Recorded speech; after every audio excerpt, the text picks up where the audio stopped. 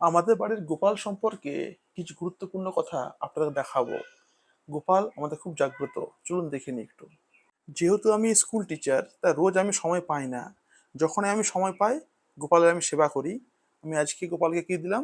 আমি একটু ওকে চিড়া দিলাম, দই দিলাম, আর দিলাম কিছু আমি বোঁদে জল দিয়েছি।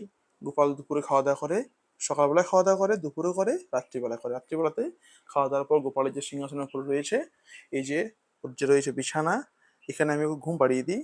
জেনারেলি মাই করে এটা, আর আমার স্ত্রী করে, কিন্তু যদি আমি সময় পাই শনিবার রবিবার, আমি চেষ্টা করি আর কি। আমি আগে কি দেখতাম, আগে আমি দেখতাম যে রোজ এই ঠিক এখানটাতে, এই যে এখানটাতে, যে বিছানাতে, আমি দেখতাম গুঁড়ো গুঁড়ো গুঁড়ো গুঁড়ো কিছু বালি, নদীর বালি এখানে আর কি পাওয়া গেছে। রোজ পাওয়া যেত আর কি, কিছু নদীর বালি এখানে পাওয়া যেত।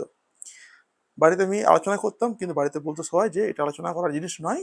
হয়তো গোপাল সন্ধ্যাবেলাতে হয়তো বা রাত্রিবেলা হয়তো বাইরে গিয়ে একটু আর কি ওই নানা রকম নদীর ধারে হয়তো খেলা করে, তারপর সে সন্ধ্যাবেলা আসে এবং এখানে নদীর বাড়িতে ভরে যায়। তো এই বিষয়টা আমার খুব চোখে পড়েছিল। যাই হোক, আমার গোপাল খুব জাগ্রত, আমি জানি অনেকের ইচ্ছা পূর্ণ হয়েছে, অনেকের ইচ্ছা পূর্ণ করেছে। যারা যারা মনে মনে উইশ করছেন, অবশ্যই পূর্ণ হবে।